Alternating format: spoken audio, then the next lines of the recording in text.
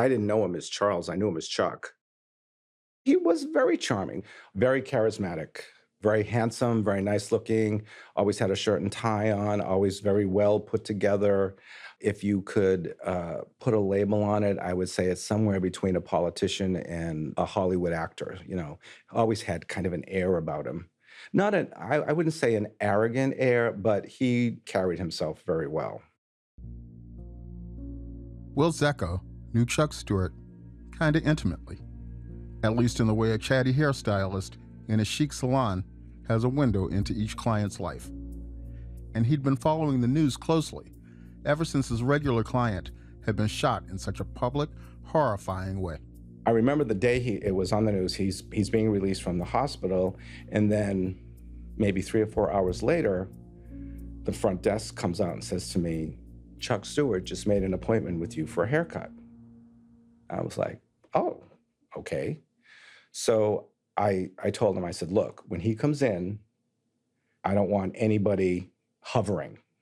Just go be at your station. And we had this little room, we called it the VIP suite.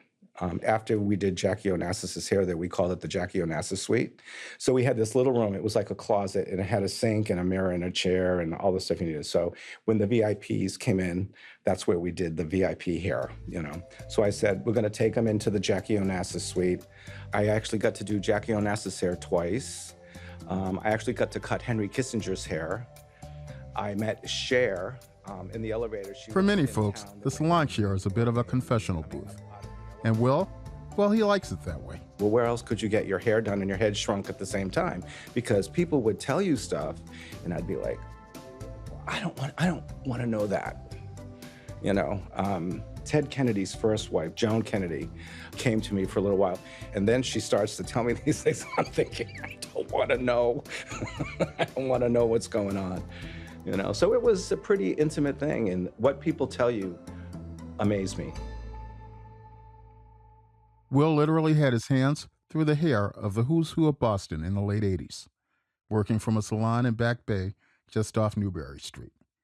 It's kind of like the Rodeo Drive or Fifth Avenue of Boston, which means it's fancy as far as Boston goes. It was where the rich and famous hung out. That was where all the high-end stores were. Everybody shopped there. There were probably 250 hair salons between Boylston Street and Arlington Street. If you had money, that's where you hung out. That's where you shopped. That's where you ate. Now, Will's a likable guy. He's got flair and tons of stories. People talk to him. People trust him. There was this bar restaurant that we all used to go hang out in. If we were going to go have lunch or whatever, we'd meet for cocktails and things. It's where Will spotted Chuck for the first time. And when he came in, he kind of had an entourage of people that he knew. So when he came in, it was kind of like a big hubbub. And I don't know who I was sitting with. And I said, oh, this must be somebody rich and famous because they're making quite a stir. And the person that was with me said, yeah, I think his name is Charles or Chuck, and he works at a fur store down the street. Fur coats were a thing in 1989. The bigger, the better. And who bought fur coats? The people who hung out on Newbury Street. They had the lifestyle Chuck longed for. Will understood that about Chuck. I had 3 types of clients. I had the one-night stand, I had a good friend, and then I'm invited to the bar mitzvahs and the christenings. So the first time someone came in, it was always like, is this going to be a one-shot deal, or is this going to be a long-term? And it did become a long-term. He came in every 4 or 5 weeks for a haircut. Chuck's haircut was simple. Wasn't anything special. My day, it was called a boy's regular, but it would be a man's regular. Clean cut over the ears, above the collar, square neckline. It kind of fit the politician kind of image that he had. Chuck was good looking, certainly better than average. At 29, he had a pretty full head of hair that was maybe starting to thin, Hollywood perfect white teeth, dark bushy eyebrows, and a square chin with a substantial cleft. He had the build of a former college football player. In essence, he looked like he belonged in a Brooks Brothers ad, and he knew it. He was very charming. When you spoke to him, he was very easy to talk to. I kind of got the impression that, I don't know how to describe it, but he wanted to befriend you. being a salesman in that industry, you had to have a certain amount of charisma and charm to win people over so that they would be your client. And I think he carried that through wherever he went because, even though Boston's a big city, it's a small town. He'd come in every couple of weeks and I'd be thinking to myself, there's nothing to cut here, but, you kind of go through the motions and make him look good and feel good and. But tonight's top story, it has happened again. Bullets ring out during an abduction and robbery starting at a hospital, ending in Mission Hill. The victims tonight, a pregnant woman and her husband from the suburbs. Like the rest of Boston, Will was shocked when he heard Chuck's name on the television news. So when I looked up and then there was his picture, I was like, expletive, I can't believe it. My wife comes, she goes, what's wrong? I go, that's my client. And she said, what do you mean? I said, that's my client. I've been cutting his hair for 2 years. And she said, no way. And I said, yeah way. And I couldn't wrap my head around it. I couldn't. And my wife said to me, what's freaking you out? I said, I didn't even know this guy was married. I said, in the 2 years I've been cutting his hair, I never even knew that he was married. Will also was surprised when his receptionist told him Chuck was coming in for an appointment, just hours after wrapping a months-long hospital stay. And when he walks in, he didn't look all that bad. If I remember, he had a cream-colored shirt on and like a down vest, or he had some kind of a vest on or something, jeans, very, very unlike what I had ever seen him dressed as before. And I said, come on with me. I said, we'll be in this room. It'll, be a little bit more private for you. And that way it'll be a little bit more quiet. And he was very, very subdued compared to, whenever he came in, he always had a smile on and his eyes were bright. And when he came in, he was just very down here. So I take him into the room and hang up his jacket or vest, whatever he had on. And I go in there and I close the door. And it's like, what do you say to somebody that has just been through that? And so he's sitting in the chair and he's looking at me in the mirror. And I just said, Chuck, just let me say this. I said, I'm so sorry for your loss.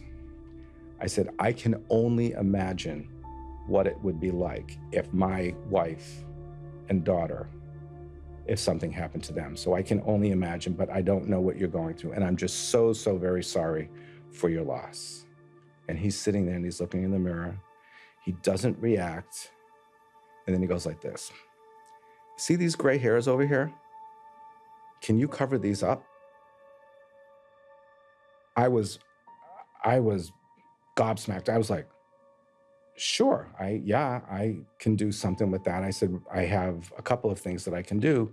What do you want to do? He says, I just want to make sure that these grays are covered up. It was just, he kind of sat there. We didn't really talk. I, did his hair, colored his hair, cut his hair, cleaned it up, asked him if it was okay, showed him it with a mirror. He said, no, that looks really good. Thank you very much. He finished paying with the receptionist. And he put his jacket on, and then he shook my hand. And when he shook my hand, he palmed me a $100 tip. And I was like, whoa, that's kind of freaky, And then he was gone.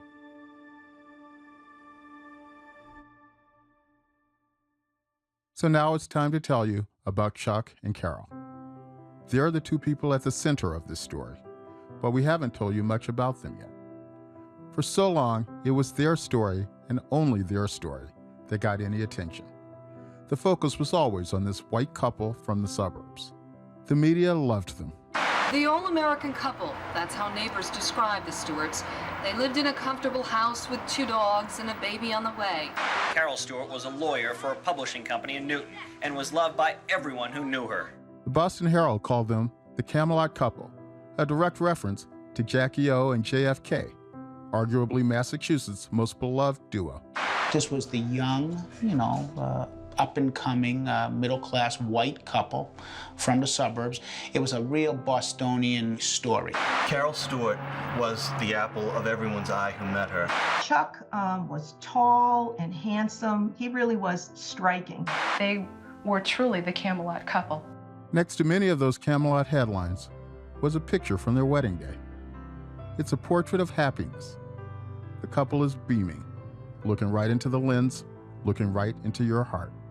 Carol, whose maiden name was Domady, is all grin, blue eyeshadow and pink lipstick, her head crowned by a white veil.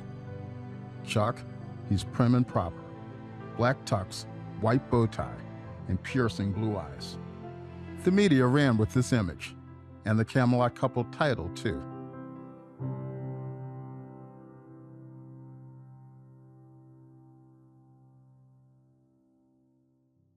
Carol Domady was one of those who left an indelible mark. Described as loving and pure, she grew up in a working-class section of Medford, instilled with a sense of honesty and determination that produced an almost fairy tale life. Camelot couple became shorthand for the charmed life they had built for themselves in the suburbs. Nearly all the neighbors here know them and describe the couple as compassionate and thoughtful neighbors, but some of those residents now admit they're scared to go to Boston.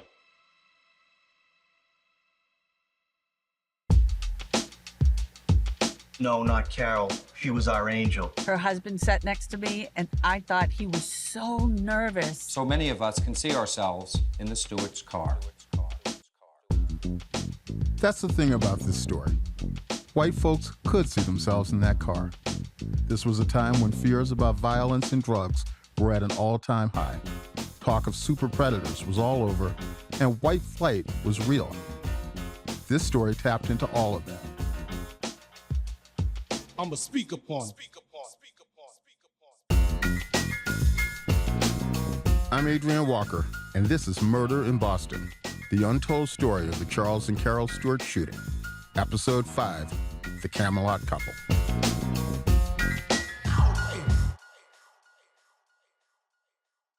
So far, much of what you've heard about Carol and Chuck Stuart revolves around the night Carol was shot dead in her husband's car in Mission Hill. But before they were victims of that terrible shooting, they were two kids from the suburbs. Two kids in love, looking to climb life's social ladder, working together in a seaside restaurant on Boston's North Shore. Carol was a legend, and she was this tiny dynamo, and she just exuded energy in everything that she did, and she was like a force to be reckoned with.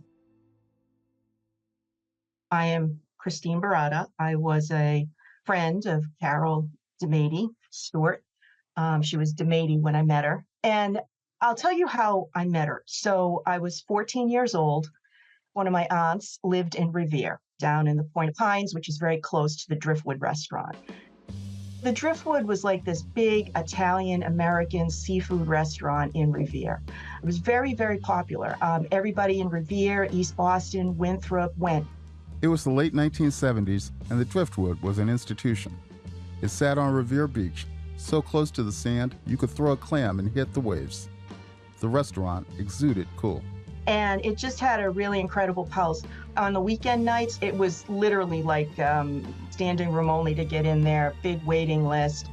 You had to know the maitre d'. It had 100 tables, diners everywhere, families rubbing shoulders with politicians, and jockeys from the nearby racetrack.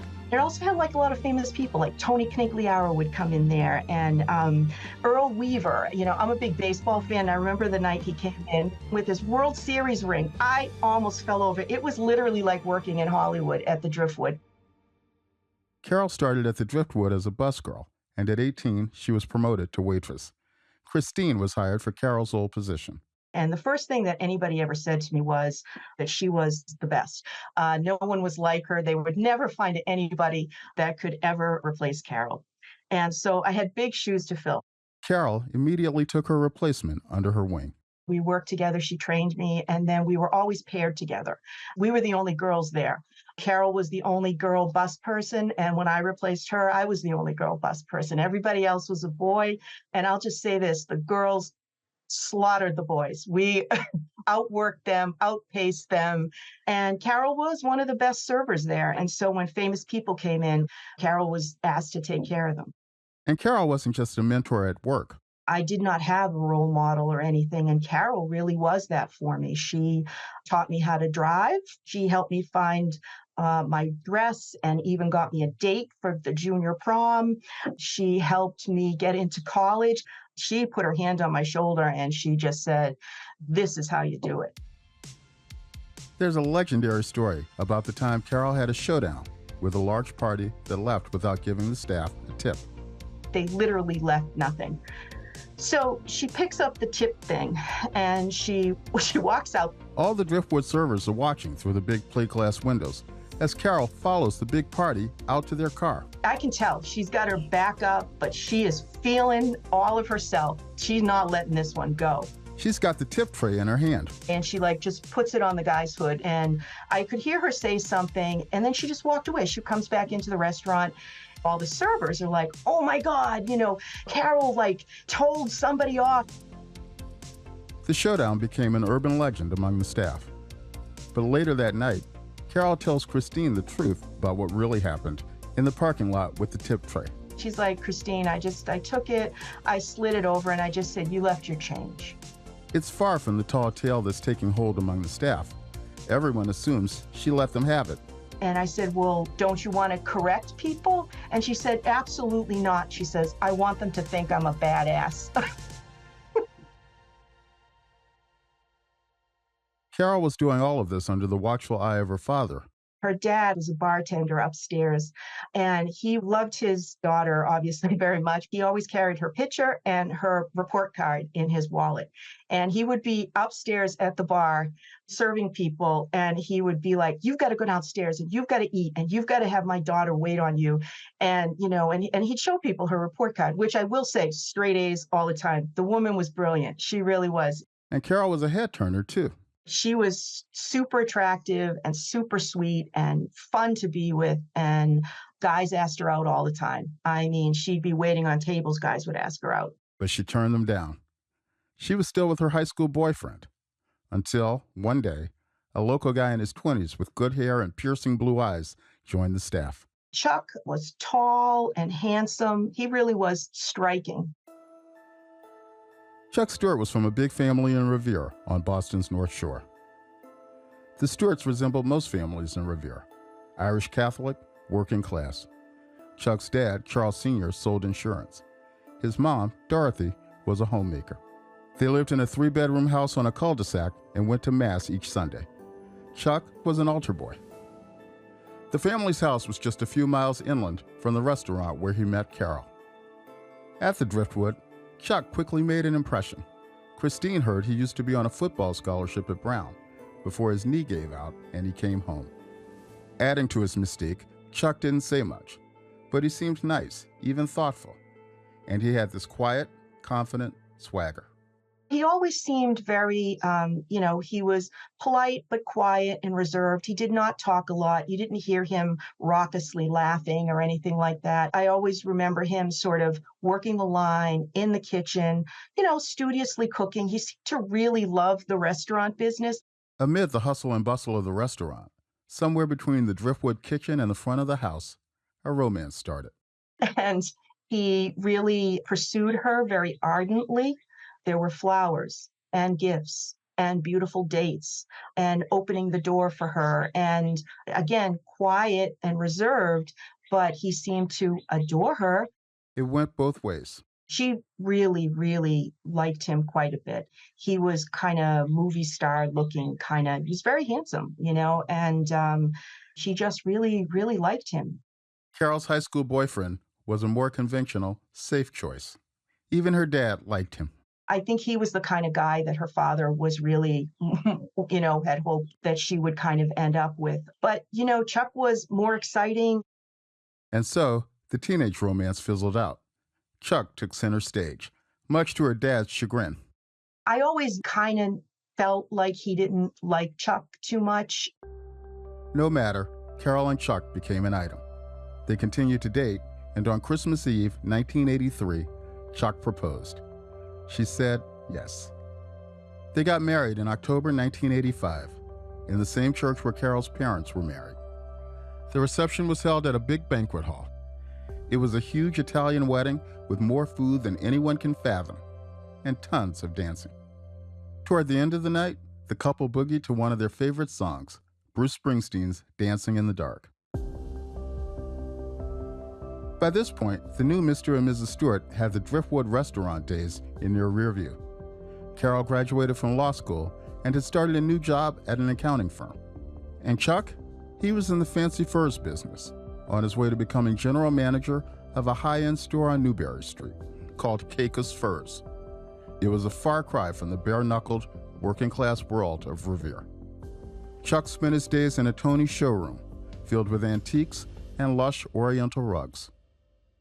It's a lot of glass, a lot of brass, a lot of wood, and it's just very luxurious when you walk in because you're looking at all these gorgeous fur coats on these mannequins. Chuck Stuart was one of the first people Gail Vincent met when she came to work at Camelot. Gail worked upstairs, away from the showroom, sewing, fixing, stretching fur coats into shape. Oh, I loved it. It was amazing. The fur was immaculate, beautiful. They're really works of art. Chuck was her boss. He was very nice. He was kind, polite. He was the general manager of the store. But soon after she started working, Chuck started creeping her out. He would always find a way to be in the elevator with her. He made small talk and paid her never-ending compliments. It was too much and too often, and the tone of the voice or the way he looked me up and down or kept looking, and then it seemed like he wasn't just looking, he was leering, and it just felt inappropriate. He was getting in the elevator with me too much. It was like he was hurrying to get in the elevator. Gail was married, and she noticed Chuck wore a wedding ring too. But his behavior didn't stop until Gail's husband came by work one day to pick her up. I had mentioned to him, my husband's picking me up. Well, when he said goodbye to me and opened the door and saw that my husband was black, I just saw a little bit of weirdness right then, but I didn't know what it was. But when I got in the car and turned around and looked at him as he was looking at me, I saw something different. It didn't really register with me too much right then, but when I came back to work, wow, what a difference. He looked at me like he hated me or like I was the most disgusting thing on the planet. It was like night and day with him. Like I was happy because then he left me alone. It was no more riding in the elevator, no more flirting, no more, small talk, no more of all the stuff I had been enduring with him for all that time. It ceased immediately. None of this behavior dampened Chuck's fortunes at Camelot. The owners loved him, and he was the golden boy. Carol was also excelling at her new role as a tax attorney at her accounting firm. We worked ridiculous hours. It was not unusual to work 70 hours a week. Barbara Williamson was Carol's colleague at Arthur Young, and they spent many late nights together, poring over tax files and legal briefs. And her dad would bring us pizza at 9 o'clock at night and say, "You work too many hours, you work too long." And he'd come in with all these boxes of pizza. So it was pretty easy to see her generosity of spirit. I never saw her turn up her nose at any human being, no matter who they were. Barbara remembers a company party at the Cheers bar. You know, that Boston spot where everyone supposedly knows your name? Carol and 2 other women in the tax department did the Supremes' Ain't No Mountain High Enough. It wasn't exactly karaoke because there were no microphones, but the music was playing and they were doing all this, ain't no mountain high enough, ain't no valley low enough, and it was just, and they were having a blast, and everybody there was just completely captivated, laughing hysterically, because again, she was just so unself-conscious. There was no snobbishness to Carol.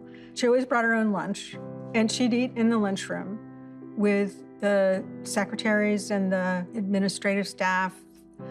And she was adored by them as much as she was adored by the partners, the managers, and the regular staff. And Carol was open. She talked about her life as a newlywed, riding the highs and occasional lows of married life. In their first year of marriage, she'd come into the office and she'd say, Chuck, she'd tell a story about how he'd done something that just drove her crazy, or she just couldn't understand. And then, not 20 minutes later, a large vase of 12 or 24 roses would come down the hall to be delivered to Carol as an apology for whatever the spat was. So it looked like a fairy tale, a romance. I mean, he took her to New York for the weekends, for restaurants and plays, and he bought her gorgeous jewelry. It looked pretty perfect from the outside. Barbara remembers Carol being over the moon when in 1989, she learned that she was pregnant.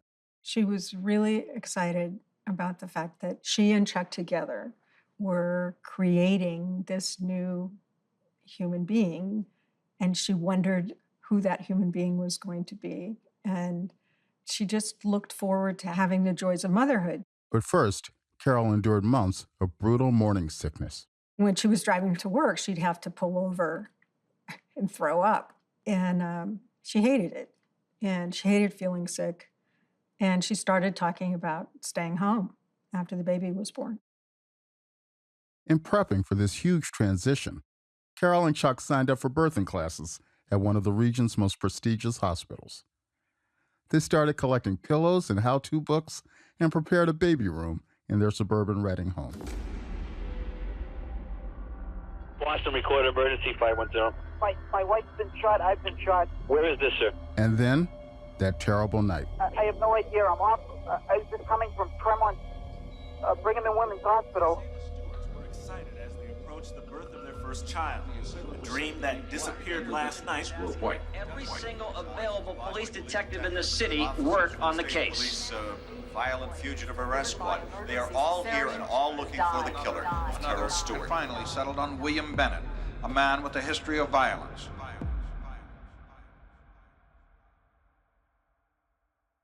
After Willie's arrest, things quieted a bit. The police assault on Mission Hill eased. December in Boston that year was the coldest on record in 100 years. The Bruins were doing great and on their way to the Stanley Cup Finals. And the Celtics still had Larry Bird, whose superpowers were starting to fade. The Stuart story still dominated the newscasts and the front pages of the papers, but the city prepared for a new decade and a big New Year's celebration. It had been 2 months since Carol and her baby Christopher died. Meanwhile, Willie Bennett languished in jail on charges that had nothing to do with the shooting. Prosecutors continued to pore over the Stuart case with Willie as the main suspect, but still, no murder charges had been filed. Around Christmas, Chuck booked another appointment with Will Zecco at the salon. He called up again and said, I want to come in. I have to go to the police station. I think the press is going to be there. Can you cover this up? And I'm thinking, Chuck wanted Will to cover up his gray again. It was starting to show. And I'm thinking to myself, dude, seriously? You're worried about the press and what you look like? For God's sake. At that point, I was kind of pissed, And so I said, yeah, sure, come on in. And so he came in, and same routine. I put him in the room.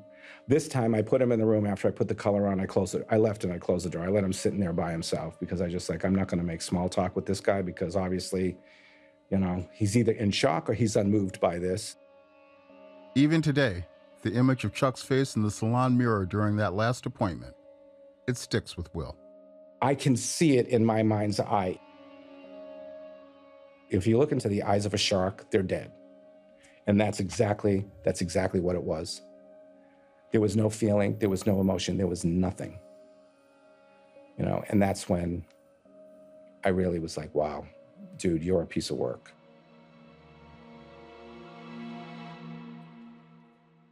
With his newly colored and coiffed hair, Chuck headed to the police station. Detectives had gathered up suspects and wanted Chuck to point out the shooter. And the lineup was held this afternoon on the second floor of police headquarters under extreme secrecy. William Bennett was whisked in and out through a side door.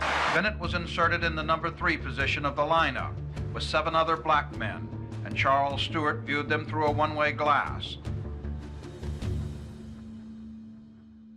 Testing 1, 2, 3, 4. Testing 1, 2, 3, 4. We are currently on the first floor of police headquarters. My name is Lieutenant Detective Edward McNally, Chief of the Homicide Unit in the Boston Police Department. Present in the room is Detective Miller Thomas, a detective assigned to the Homicide Unit in the Boston Police Department, and Mr. Charles Stuart. This tape was recorded moments after Chuck viewed the police lineup of 8 black men. It's pretty scratchy and has never been heard widely. Our team helped unearth it. When I first entered the room, able to see 7 of the 8 individuals. My attention was first called to individual number 3. At that time, already being somewhat nervous, and I was sort of taken over by even more nervousness of recognizing number 3 as the individual who entered my car on October 23rd. Chuck says he was nervous and that he got even more nervous when he saw the 3rd person in the lineup, Willie Bennett. When number 3 stepped forward, especially when he turned to the left and viewing the right side of his face, it became clear to me that this was the individual who was in my vehicle that evening. Chuck says he recognized Willie's jawline, even the shape of his ear, and it terrified him. After a moment of trying to compose myself a little bit, I took advantage of concentrating on individual number 3. It was then that I tried to remember most the facial features that had stuck in my mind. And it was at that point that I was, what can be said, 99% sure that this was the individual that was in my car that evening. Did you hear that? Chuck's 99% sure Willie's the shooter. Number 3 stood out immediately. The nervousness that I had a shaking in my legs. I didn't think I could even stand still. My heartbeat was rapid, and I tried to concentrate and give each individual the proper attention without staring back at number 3. But my viewing of individual number 3 was definitely one that precipitated this nervous reaction. And that was that. Charles Stuart, looking thinner since the shooting, left quickly and quietly after the lineup through a side door. Neither he nor his attorney spoke to reporters. But there are conflicting media reports about the state of the case. Both Boston newspapers, quoting sources, report Stuart's identification of Bennett as absolutely solid. Our sources say, at best, it was a lukewarm identification. It has been 2 months now since shots rang out on Mission Hill that night, and no one has been arrested. And the only thing the police and prosecutors are saying now is no comment.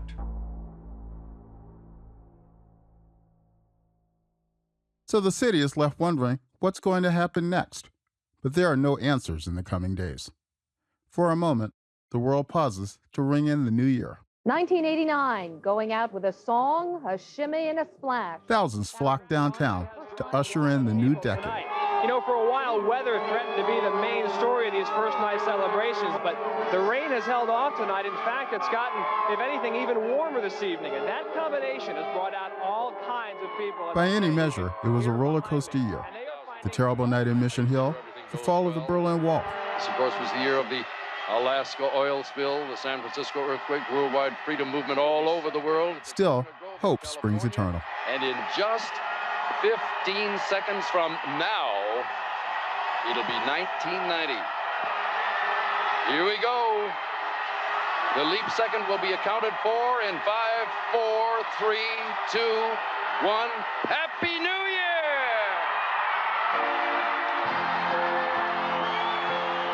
He made it. He's on top of the world.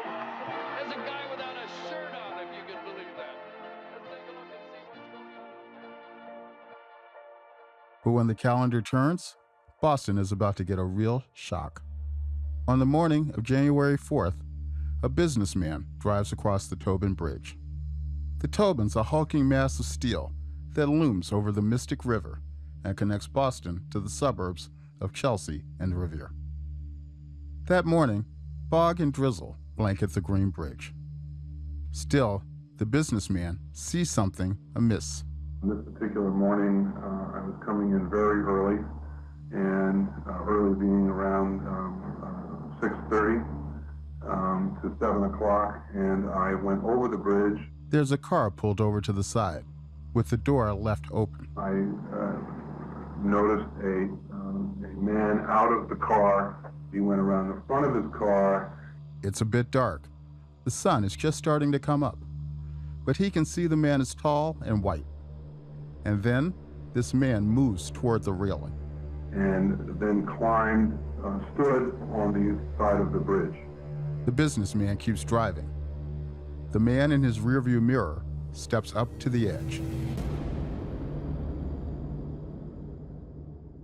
This was seminal in the modern history of Boston. I had to rewrite the story in my head. Shocked. It doesn't even begin to describe the feeling.